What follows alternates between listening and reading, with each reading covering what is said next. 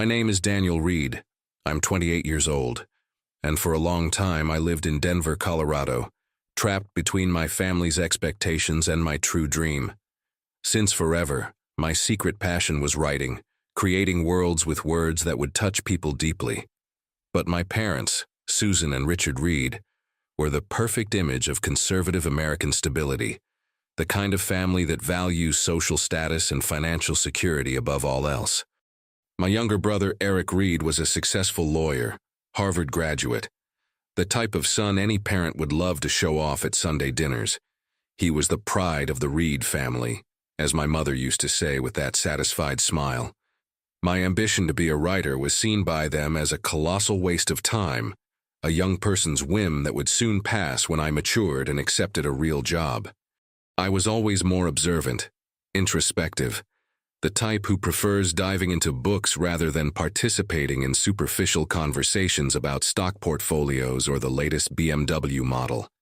This quiet personality made me practically invisible to them, and that invisibility, ironically, would become my greatest weapon later. If you like stories of cold-blooded revenge and gripping plot twists, subscribe to the channel now. There are 2 new unreleased stories here every day, and each one is more impactful than the last.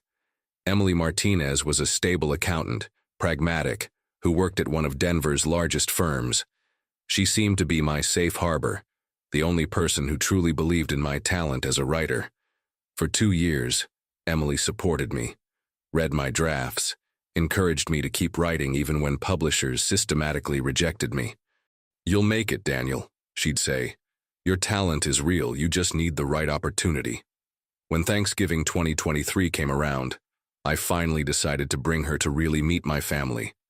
I had hopes that maybe, with Emily by my side, they would finally see me with different eyes, respect me as an adult with legitimate dreams.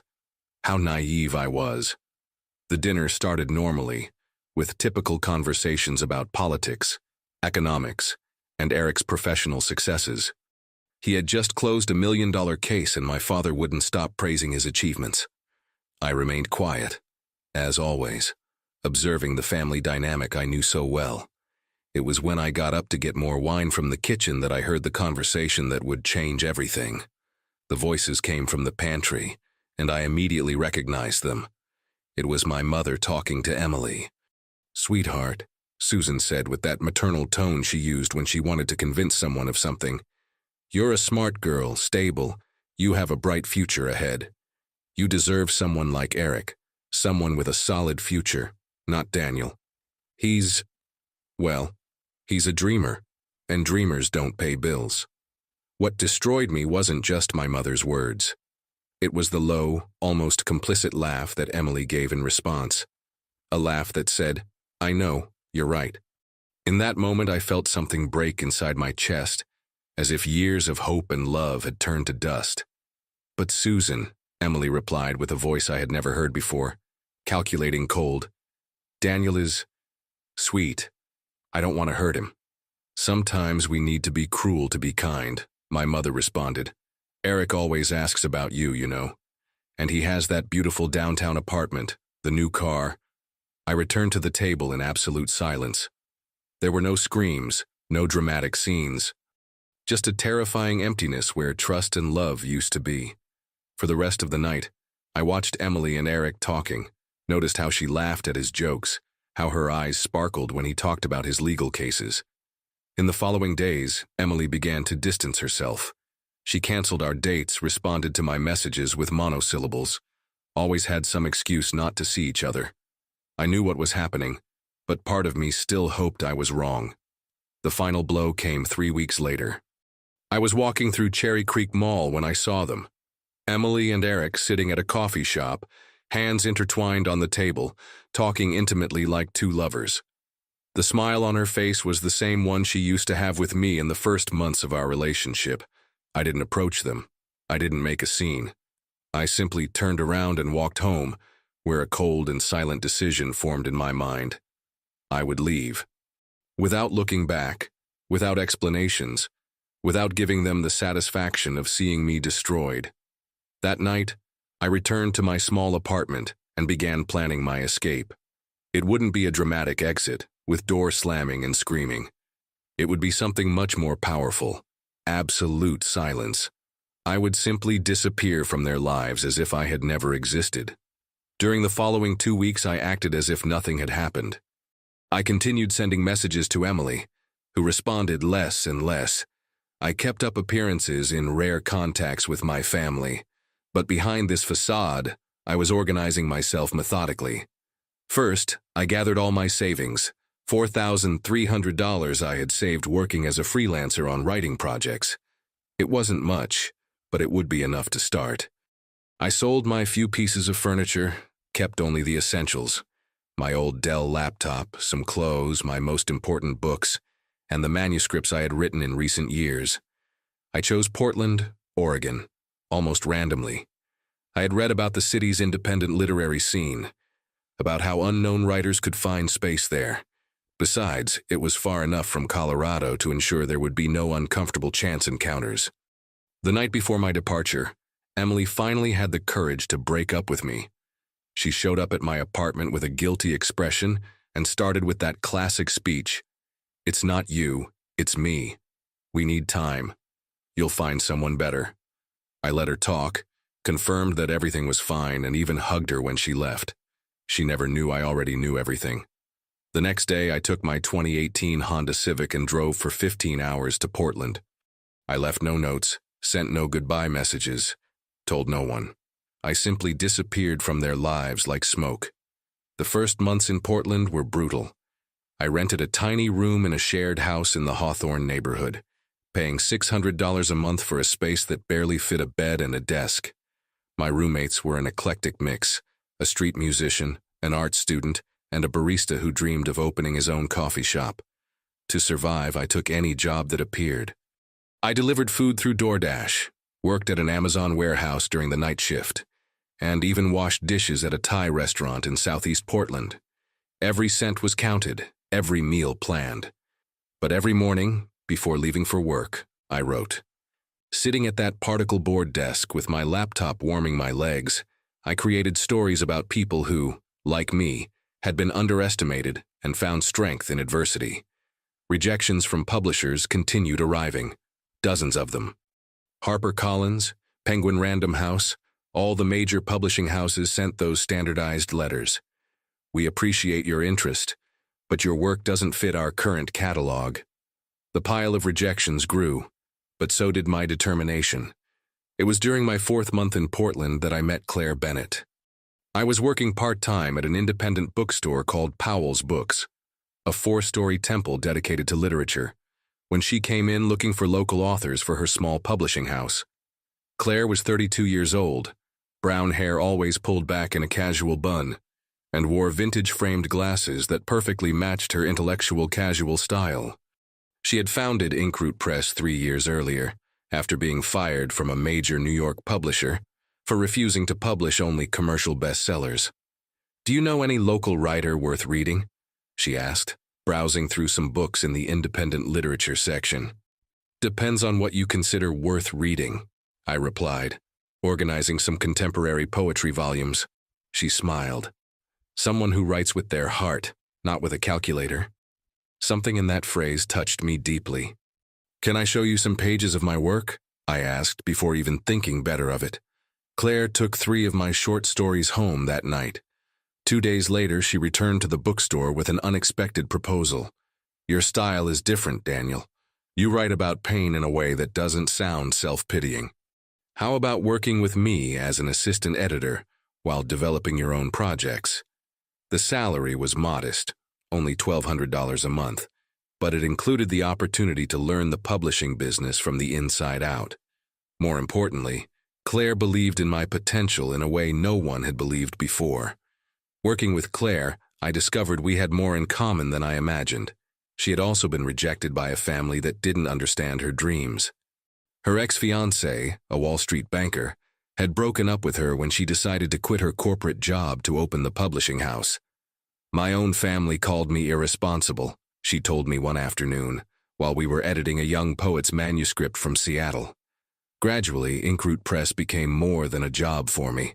It was a refuge, a place where rejected stories found a home, We published authors that major publishers considered too risky or without commercial appeal.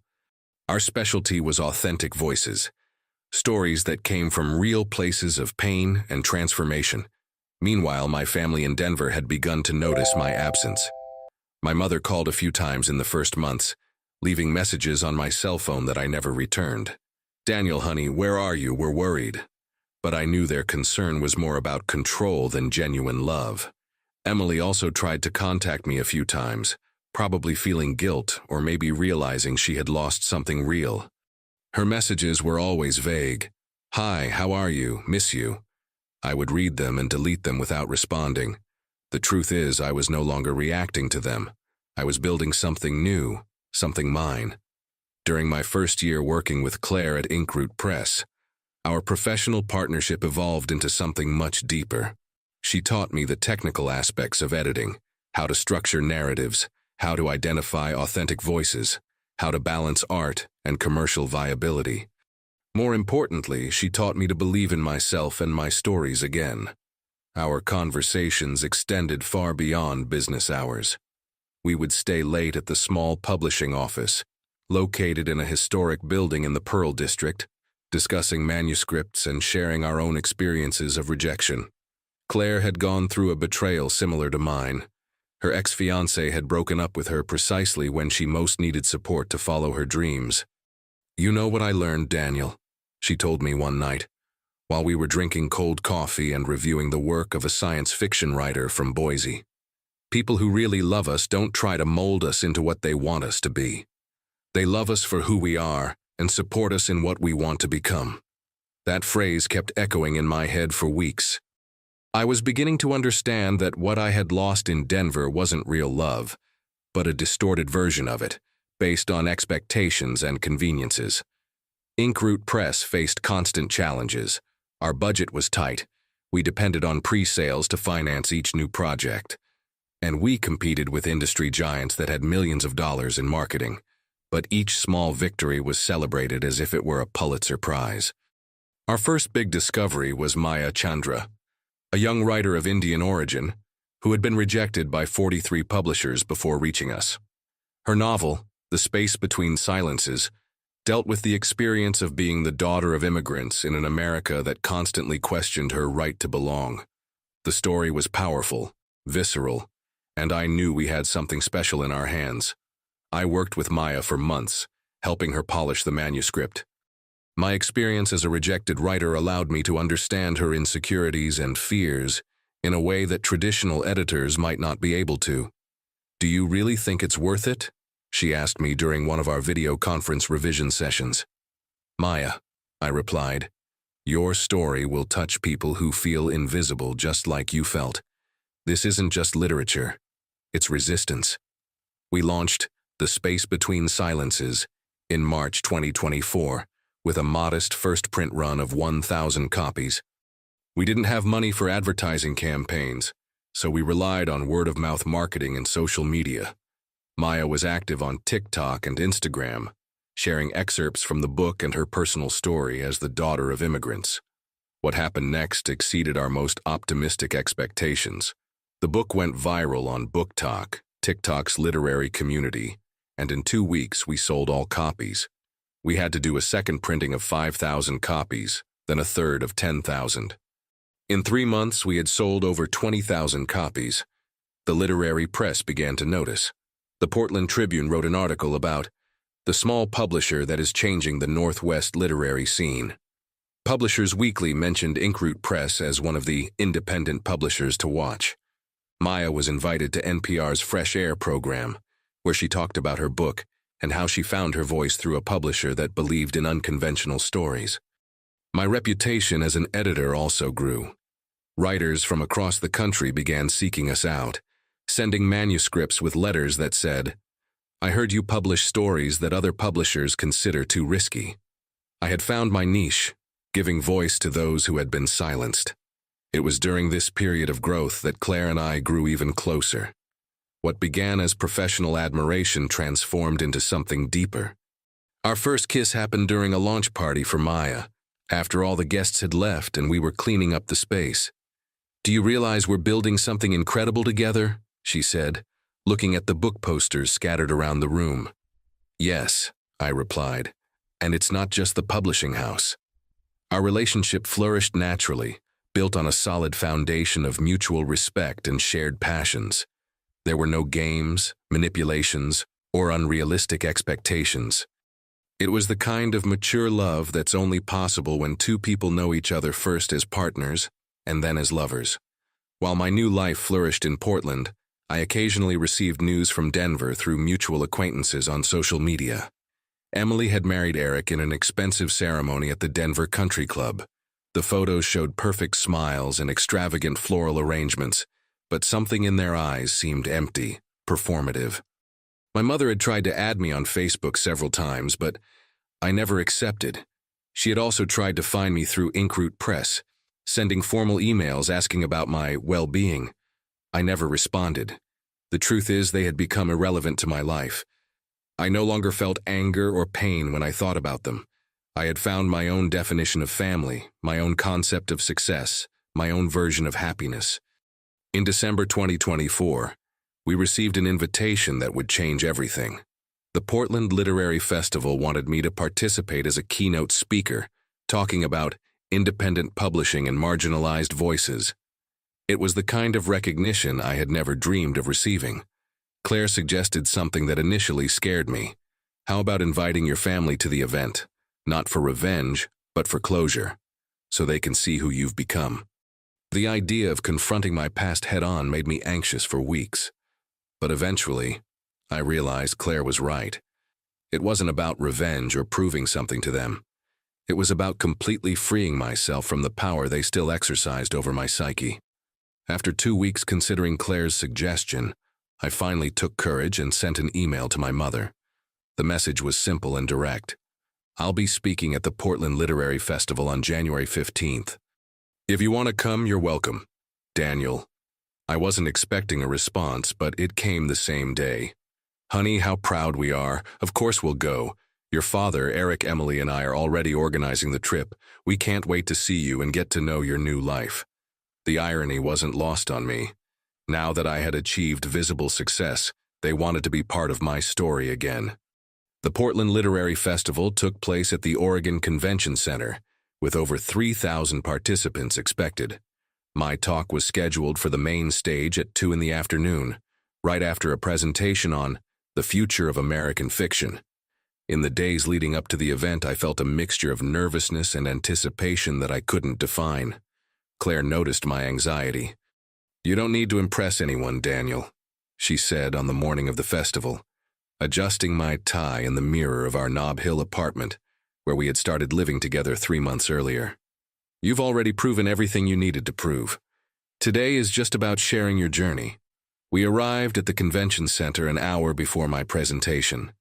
The place was packed with writers, editors, and readers from throughout the American Northwest. I recognized some familiar faces from the publishing industry, including an editor from Simon & Schuster, who had rejected my work 2 years earlier. That's when I saw them entering the main auditorium. My family looked out of place in the literary environment, dressed excessively formally as if they were going to a business dinner. My mother wore a navy blue Chanel suit, my father a blazer that screamed, "Corporate lawyer." Eric was impeccable in his Hugo Boss suit, and Emily looked tired, older than her 29 years. Getting on stage at that moment was one of the most surreal experiences of my life.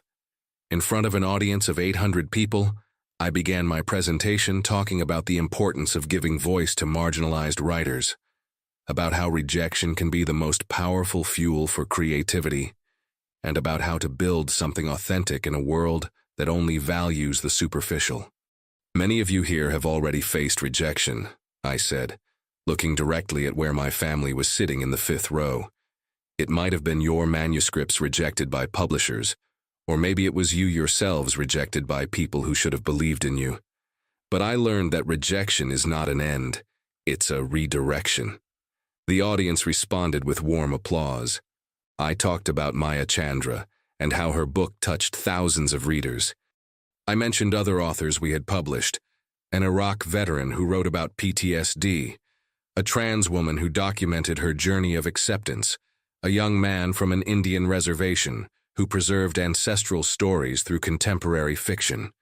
At Inkroot Press, I continued, we believe every story deserves to be told, especially those that make people uncomfortable, because those are the stories that change the world.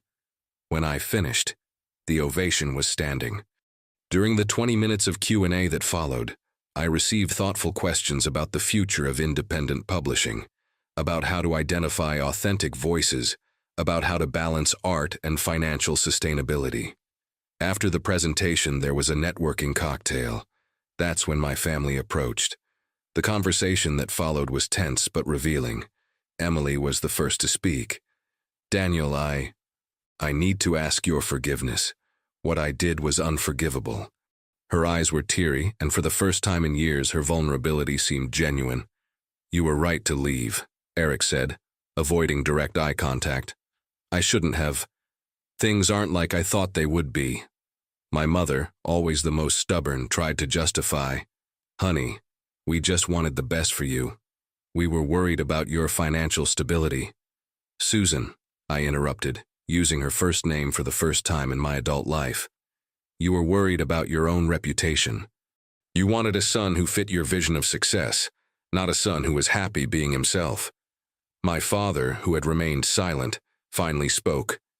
Daniel, we were wrong. We were dead wrong. You built something incredible here, and we lost the chance to be part of it. The conversation lasted about an hour. They asked questions about my life, about Claire, about the publishing house. For the first time, they seemed genuinely interested in who I had become, not in who they wanted me to be. But when Emily asked, "Is there any chance you'll come back to Denver?" I knew it was time to make everything clear. No, I replied calmly and firmly. I'm no longer that Daniel you knew. I belong somewhere else now. I belong to myself. 3 months later, I received a call from my mother. Eric had lost an important case and was facing a malpractice lawsuit. His career was in ruins, and he had lost most of his savings in bad investments. Emily had filed for divorce. Daniel, my mother said with a voice I had never heard before, small and vulnerable, your brother is going through very difficult times. Could you help him somehow? My response was gentle but definitive. I'm sorry for what Eric is going through, but I can't help. I'm living my own life now, building my own future. But he's your brother, she insisted. And you're my family, I replied. But family isn't just DNA. It's support. It's believing in each other. It's being present in difficult times. You chose not to be my family when I needed it most. Now I choose not to be yours. Today, 2 years after that festival, Claire and I run a publishing house that has published 43 books, won 2 independent publishing industry awards, and become a national reference for writers who were rejected by major conglomerates. Our office expanded to a 2,000-square-foot space. We have 8 employees and a 6-month waiting list for new manuscripts. More important than professional success, I wake up every day next to someone who loves me for who I am, not for what I could become to please other people. We built a life based on mutual respect, shared passions, and unconditional support. My family in Denver had to witness, through social media and press articles, living proof that they were wrong about me. The dreamer they despised built a real empire, driven by passion and authenticity, not by status or external approval. The best revenge, I learned, is not destroying those who hurt you. It's building a life so full and authentic that their opinion becomes completely irrelevant. It's proving, mainly to yourself, that you were always enough, even when no one else believed. And sometimes, in the quietest moments of my new life, I thank those who rejected me. Because without that rejection, I would never have found my true strength, my true family, and my true happiness. Se você gostou dessa história, curta, compartilhe e deixe seu comentário contando o que achou. E se ainda não for inscrito no canal, por favor, inscreva-se e ative o sininho para receber notificações de novas histórias como essa. Obrigado por assistir e até a próxima.